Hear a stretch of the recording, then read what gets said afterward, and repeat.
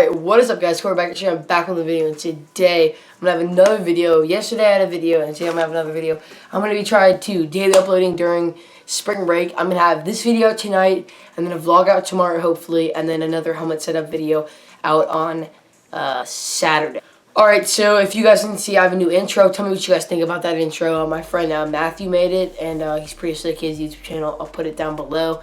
But let's hop in the video and talk about my concussions and how many I have and how I dealt with them and stuff. So, to begin, I want to talk about like concussions in football in general. I know a lot of people aren't allowed to play football because of the risk of concussions.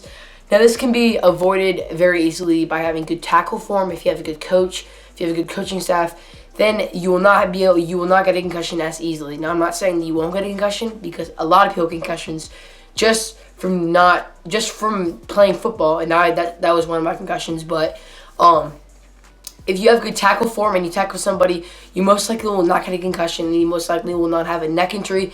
Now, you might have one, but it'll lower the probability a lot. So having good technique and good coaching staff and a good medical team is very important. So if you're like a parent of somebody, make sure you research about the coaches and their trainers, because if you have a bad trainer or a bad coach, then they will send you back in the game sometimes when you have a concussion, and that can lead to a lot of more long-term injuries. So right now I'm just going to talk about my concussions. One of them was football related, and then one of them wasn't. But so basically it was last year, 2015. It was the last game of the season. It was my first start for a quarterback ever, and I was pretty excited. And so the game was like not going well for me, not going well for our team either. But that's kind of irrelevant. But basically, I was under center in the I formation, and our left guard, he didn't like me very much, and he intentionally didn't block the guy. If you watch the film, he just kind of goes like this at the guy. So the defensive tackle, who was a man-child, busted through the line. I got the ball, and I just went back for the handoff because it was going to be a 34 lead. So I was turning this way, and then I was going to hand the ball off to him. So I was going to turn this way and hand the ball off to him that way. That's kind of hard to show, but you guys know what I'm talking about. And when I turned and I was going to go in the ball, I feel somebody grab my waist and just spin me, and I'm in midair. I'm like, whoa! And I did like a full 360, and then my side of my head right here just planted right in the ground, and it felt really weird because it didn't really hurt. It just a lot more stunned me. It did hurt, but it was more of like a stunning thing, like, whoa, I'm on the ground right now. I have a ton of grass on my face mask, and I just got pounded. What's happening? And I did black out a little bit. I kind of just woke up. I didn't pass out, but there was that 1 second when it was black and everything just again, but I didn't really pass out. It was just kind of like a blackout real quick. So then I was on the ground, and my teammate Houston was like, get up or whatever. So I came up, and I started crawling towards the sideline to get the play. I was literally crawling, and then I got up, and I started walking, and I just fell back down. I stumbled back down, and then the trainer came out, and she was like, just stay down and wait until you're not dizzy anymore to get up. So I was like this. I was you can't really see me, but I was just squatting or whatever, and I was everything was really loud and really bright, and I was kind of dizzy. So then I stood up or whatever, and I walked to the sideline and sat on the bench. And my biggest symptom was that everything was super loud and everything was really bright, and I was kind of always swaying, that dizziness where it's not dizzy, but it's you're kind of swaying and you feel like you're swaying. It's really, really weird. So that's what I had, and I sat down for 5-10 minutes, and then she did the examination thing where I did a couple sprints, a couple push-ups, and then afterwards she would ask me if I still had symptoms, and I didn't think it was that big of a deal, but I told her that I was kind of swaying a little bit, so she took that as a symptom and benched me for the game. Which was I was kind of mad about it, but then I kind of wasn't, because I didn't want to further my injury or whatever.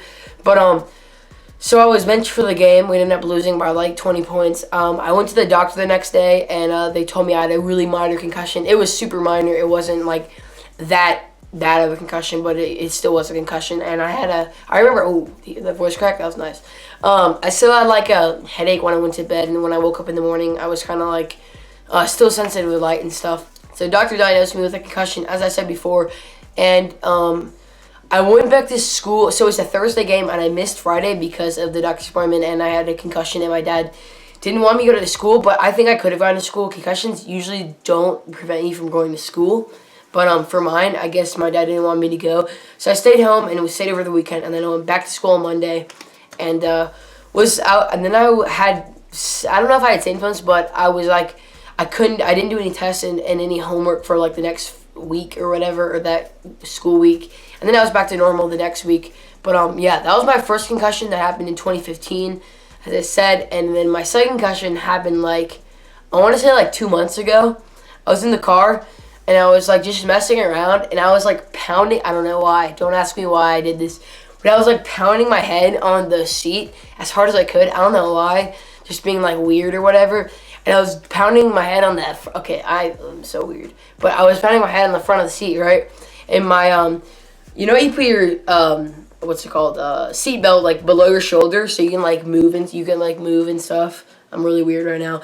But I put it here, and I was moving back and forth, and it started to slide up, and I couldn't feel it. So as I was going like this, it slid up, and then finally hit here. So the seatbelt caught, right, and I stopped.